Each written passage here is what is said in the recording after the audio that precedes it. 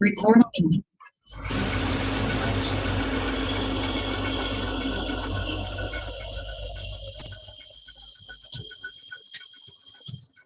चलिए, तो ये हो गया केस। अब मैंने बोला इस क्यूरी में से अलग से डेटा निकालेंगे, बहुत लेंदी हो जाएगा। ज्यादा बेहतर टेक्निक होती है कि भैया रिक्वेस्ट डॉट यूआरएल जो अपने पैरामीटर पास करा था पार्स के अंदर, कॉमा लगा के आप यहाँ पे बस पास कर दीजिए ट्रू। इससे क्या बेनिफिट, जब भी पार्सिंग होगी यूआरएल की तो उसमें से पाथ जो भी एक्सपेक्ट होगा क्वेरी में वो ऑब्जेक्ट फॉर्म के अंदर होगा, ना कि स्ट्रिंग फॉर्म में। अगर मैंने इस एप्लीकेशन को अभी हिट कर दिया, हिट करके इसको देखा, फर्क बहुत पड़ जाएगा क्योंकि यहाँ पर अब डेटा किस फॉर्म में आ रहा है, क्वेरी में ऑब्जेक्ट। आपको अलग से मॉड्यूल लगाने की जरूरत नहीं है और क्वेरी स्ट्रिंग फॉर्मेट में उसको फैच करने की जरूरत नहीं है, क्योंकि जब भी आप उसको एग्जीक्यूट करोगे किस फॉर्म में आएगा, ऑब्जेक्ट फॉर्म से। क्लियर है? तो ठीक है, इस हिसाब से तो एप्लीकेशन अपन प्रॉपरली मैनेज कर पाएंगे और यहाँ पर डेटा भी एक्सट्रैक्ट हो जाएगा और फर्दर। अभी मेरा पूरा फोकस किस पे गया, पाथ पे, क्योंकि राउटिंग किसके हिसाब से होना चाहिए, पाथ पे। तो मैंने यहाँ पर लिया यूआरएल ओबीजे, वो ऑब्जेक्ट है जिसके अंदर पूरी यूआरएल डिटेल्स आ गई और आगे कई पर्पस में काम में आएगा। मैंने ओपन कराई है कमेंट एज इट इज। बस मैंने यहाँ पर जाकर चेंजेस करना शुरू कर दिए। मैंने बोल दिया रिक्वेस्ट डॉट यूआरएल के बिहाफ पे कभी राउटिंग नहीं होगा, यूआरएल ओबीजे वो पूरा ऑब्जेक्ट है, डॉट उसका एक पैरामीटर है, इसका नाम क्या है, पाथ नेम। तो राउटिंग किसके बिहाफ पे होगा, पाथ नेम।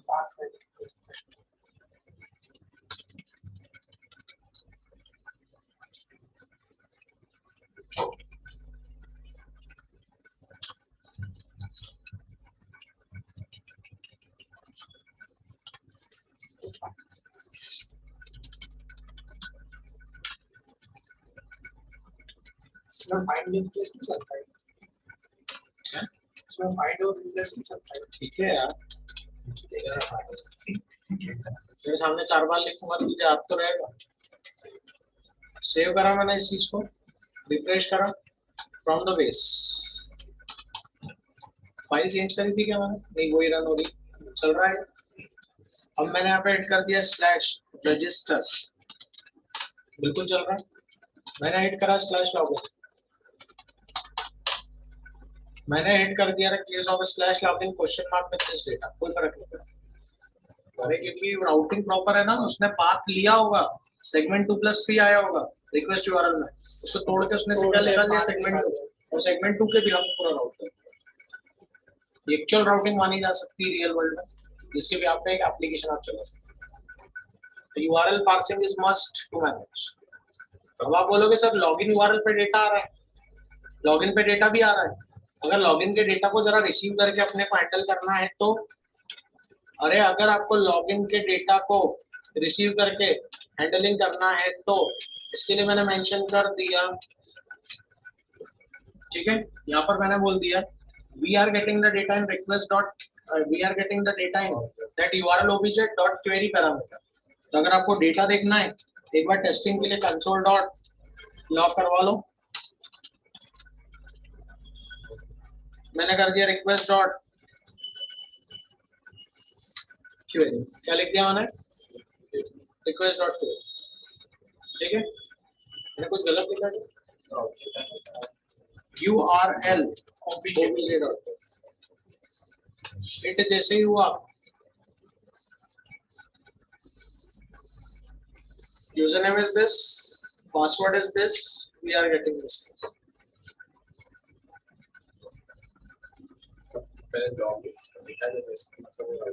हाँ, अब सब पाथ के हिसाब से और उसमें से डेटा निकालना है, तो ये तो आ ही चुका है। अब यूआरएल ओबीजे डॉट क्वेरी वो पैरामीटर है जिसमें कंटेंट अवेलेबल है, अगर इसमें कंटेंट अवेलेबल है तो राउटिंग तो इसी के हिसाब से होगी।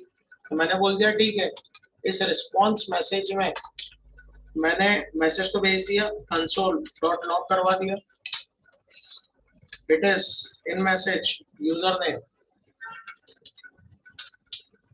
It is in message user name, ठीक है।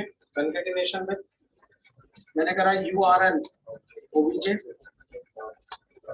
Dot query dot user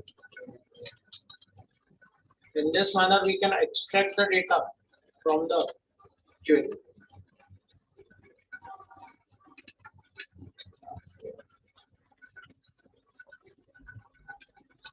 It is possible.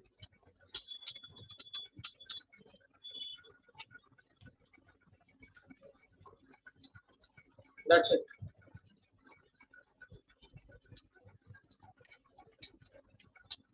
जब मैंने एड कराई है चलाओ अनडिफाइंड आ रहा है क्योंकि डेटा तो एक्सट्रैक्ट करा होगा बट नहीं मिला था undefined.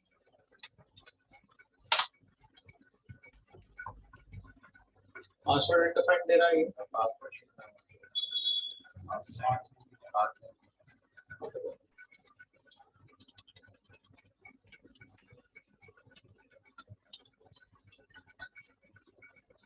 Refresh.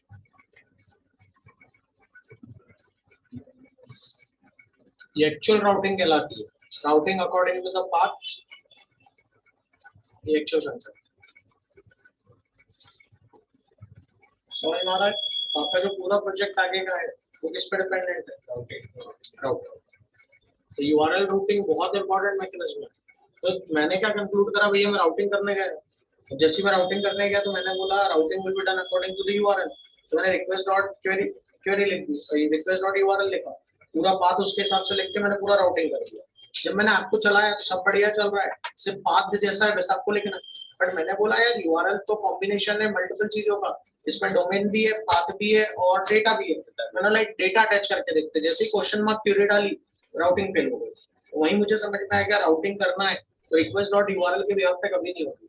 Request dot URL को तोड़ना पड़ेगा. तोड़ के क्या निकालना होगा? पाथ. और पाथ के बिहाफ पे क्या होगी? राउटिंग. जब वो ब्रेक होगा तो उसमें डेटा भी आपको अलग से मिल जाएगा. तो ये वही मैकेनिज्म है जो करने का. कोई इशू तो बताएं. समझ में आ रही है कैसे? So it is a mechanism of URL routing according to the path. समझ में आ रहा है? अब क्या कंसेप्ट होता है कि जब एक URL रूटिंग कैरी होती है. अब क्या कंसेप्ट होता है कि जब भी एक URL रूटिंग कैरी होती है तो रूटिंग जब भी होगी, रूटिंग अकॉर्डिंग टू, रूटिंग जब भी होगी तो routing according to URL path, वो सब हो रहा है. अब हर URL को हिट करने के लिए एक टेक्निक होती है जिसको अपन मेथड बोलते हैं. तो URL रूटिंग की तो अपन ने बात करी. Next implementation I have to carry out.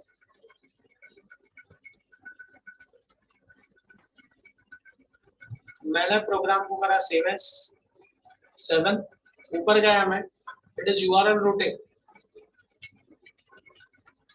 And method check. URL routing का कंसेप्ट और ये कंसेप्ट किसका रहेगा? Method checking. HTTP मॉड्यूल को रिक्वायर करा, URL मॉड्यूल को रिक्वायर करा. HTTP dot create server mention, request response, we are getting all of the cases. सब कुछ मैनेज होगा. ठीक है ना? तो बस ये जैसे ही मैनेज हुआ मैंने इसको हैंडल करा.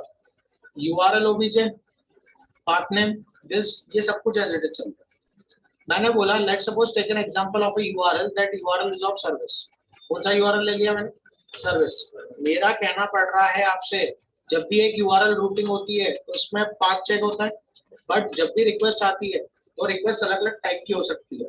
तो रिक्वेस्ट के अंदर एक कंसेप्ट और आता है, it is console dot log. इसको मैंने नाम दे दिया it is request dot method. Request किस टाइप की है? तो यहाँ पर अगर मैं ब्राउजर पे जाऊं और एप्लीकेशन को हिट करूं, that is this one. Default request का जो टाइप होता है वो गेट होता है. हिट करा इसको. हिट करने पर जब मैं यहाँ पर गया कोई रिस्पॉन्स नहीं. अरे क्योंकि देखो तो सही आपने कहाँ पे कंसोल करा है. अपन ने कंसोल इंप्लीमेंट करा था कहाँ पे? सर्विस पे. तो ये तो ब्लैंक है. अगर सर्विस पे इन्वोक करा था तो यहाँ पर जाकर मैंने मेंशन कर दिया स्लैश सर्विस. जैसे ही सर्विस करा ये तो चला. रिक्वेस्ट गई होगी सर्विस वाले पाथ पे, रिस्पॉन्स आपको दिख जाएगा. अरे भैया रिक्वेस्ट टाइप क्या है? तो URL राउटिंग दो तरीके से होती है. Routing according to the path and methods. तो पाथ के अकॉर्डिंग तो देख लिया पूरा मैनेजमेंट करके. ये मेथड के अकॉर्डिंग. ठीक है, तो अगर मैं मेथड के अकॉर्डिंग आपसे बात करूं तो भैया HTTP की कई सारी मेथड्स होती है जो हैंडल होती है। तो मैंने यहाँ पर मेंशन कर दिया मूविंग टू दिस, इसको तो मैंने कर दिया comment. After making a comment मैंने बोला इफ, समझिएगा सर्विस तो है यूआरएल में, अब मैंने बोला इफ रिक्वेस्ट डॉट मेथड अगर बराबर है GET गेट के, तो उस केस में मैसेज को कंपोज कर लीजिएगा कैसे, it is slash service URL invoke, ठीक है, एंड मेथड क्या होगी गेट।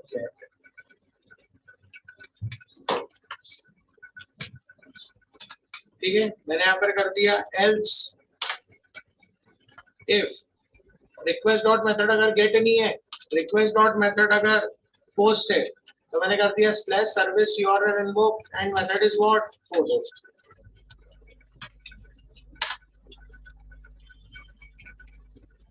ठीक है, मैंने यहाँ पर मेंशन कर दिया else with the if statement,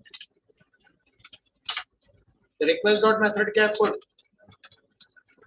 ठीक है, तो मैंने कर दिया slash service URL invoke and method is put. जो चार मेजर मेथड्स है उन्हीं के नाम में मेंशन कर रहा हूं यहाँ पे, ठीक है, request dot method it is delete the message slash service URL invoke and method is, अरे other than get, other than ये 4 मेथड्स, ऐसी कई मेथड्स है जो एप्लीकेशन लेवल पे यूज हो सकती है, बट मैंने बोल दिया मुझे उसकी जरूरत अभी नहीं है। अगर ऐसी कोई रिक्वेस्ट आ गई तो एल्स पे जाएगा, slash service URL invoke method में मैंने क्या डाल दिया एनोनिमस अननोन। तो अब वर्किंग क्या है, रिस्पांस में मैसेज तो लोड होगा, अरे बट फर्क पड़ता है ना मेथड का। तो देखो उसने पाथ भी चेक करा स्लैश सर्विस, उसके बाद उसने मेथड्स में भी चेक करा मेथड किस टाइप की गेट है, तो उसने मैसेज का रिटर्न करा slash service URL invoke method से। अगर इस सेम सर्वर यूआरएल पे रिक्वेस्ट जाएगी पोस्ट टाइप की, तो रिस्पांस में तो पोस्ट होगा, पुट तो पुट, डिलीट तो डिलीट। तो जब भी राउटिंग होती है तो सर्वर पे रिक्वेस्ट आती है जिसके भी आप तो रिस्पांस करता है अकॉर्डिंग टू द पाथ है, वो अपन ने देखा। फिर जब रिक्वेस्ट आती है तो रिक्वेस्ट का एक टाइप भी होता है जिसको अपन मेथड बोलते हैं, कि किस टाइप की रिक्वेस्ट है, किस टेक्निक को फॉलो करके रिक्वेस्ट आई है, उसके लिए मैनेजमेंट के लिए आपको मेथड चेकिंग लगानी है।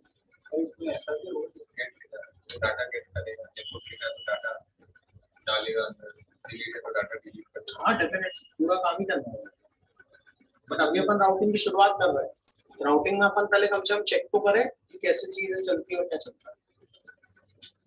यार अब मैं एक चीज बताऊं, गेट मेथड तो टेस्ट हो गई, यार मुझे पोस्ट को टेस्ट करना है, पुट को टेस्ट करना है, तो ब्राउजर कैसे टेस्ट करेगा, बता सकता है आप में से? पुट रिक्वेस्ट कैसे भेजूं कि यहाँ पे मैसेज में आ जाए slash service URL invoke method put, request भेजूंगा तो रिस्पांस आएगा, डिफॉल्ट रिक्वेस्ट भेजी स्लैश सर्विस पे तो मेथड क्या गई गेट, क्योंकि डिफॉल्ट रिक्वेस्ट टाइप क्या होता है गेट। मुझे पुट पोस्ट और डिलीट को चेक करना है, कैसे करूं, क्योंकि ऐसी टोटल मेथड कितनी बता तुमको 26 में से मैंने तो 4 ही लिखी हुई।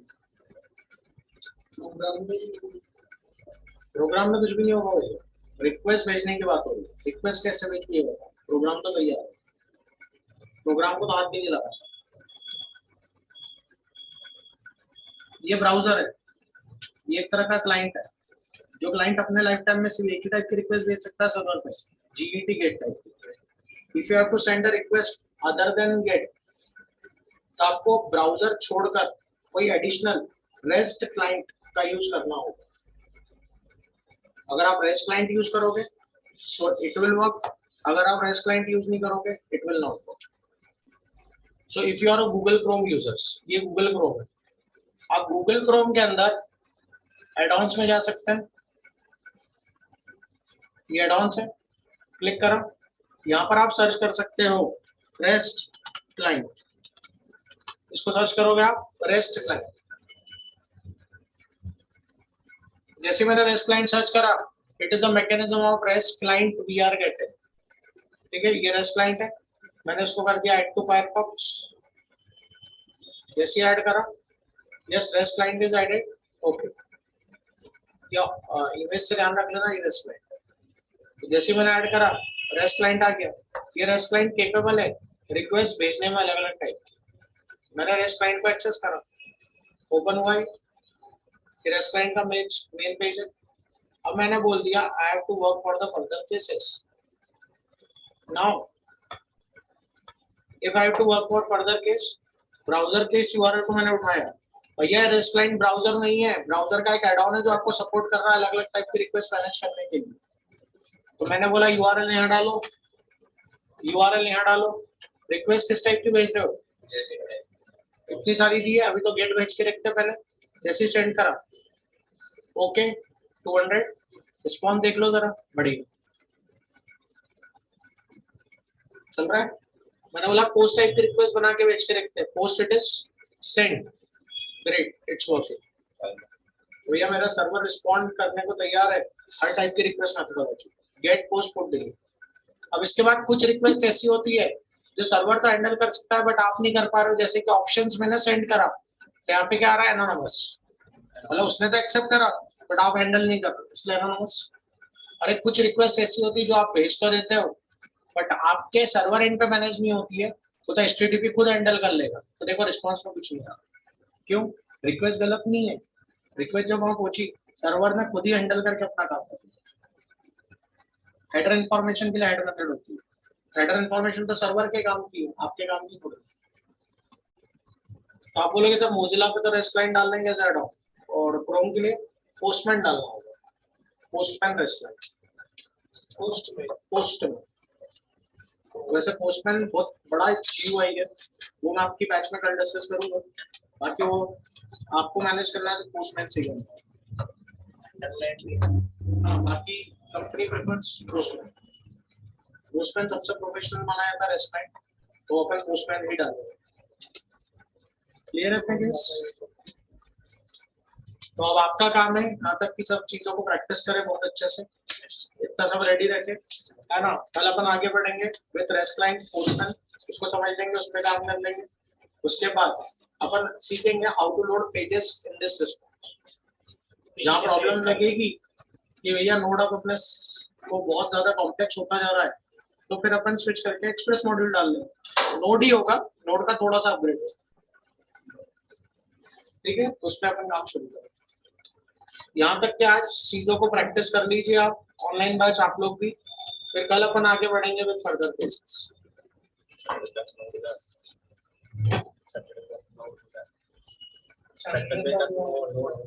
एक वैसे तो हो जाना चाहिए, अगर नहीं हुआ मतलब एक्सप्रेस तो चालू नहीं हो पाएगा नोड का, वो तो मंडे से ही होगा। बट अगर नहीं भी हो पाया तो जितना टॉपिक फ्राइडे तक हुआ है वो अपन देखेंगे। और मेरे हिसाब से नोड तो कब खत्म होगा मालूम है, जब प्रोजेक्ट बन जाएगा तब। क्यों?